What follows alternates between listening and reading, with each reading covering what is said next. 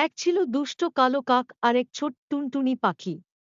কাক ছিল খুবই চালাক এবং টুনটুনিকে নিয়ে মজা করার সুযোগ খুঁজত।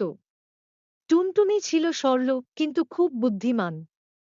একদিন টুনির মা দেখল তার ছোট্ট টুনিটি দুষ্ট কালো কাকের সাথে খেলা করছে। মা টুনি ভীষণ চিন্তায় পড়ে গেল। সে ভাবল, এই দুষ্ট কাক তো সবসময় ফন্দি করে অন্যকে বোকা বানায়। আমার ছোট্ট টুনির যেন কোনো ক্ষতি না হয়।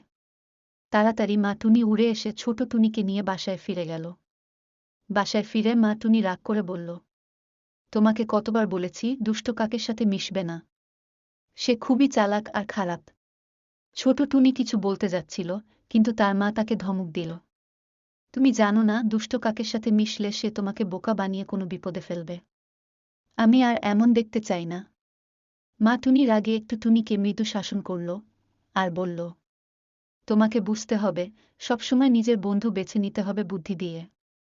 না হলে ভুল বন্ধু তোমার ক্ষতি করবে। আর টুনির মা টুনিকে আবার মারতে লাগলো আর ছোট টুনিটি চিৎকার করতে লাগলো।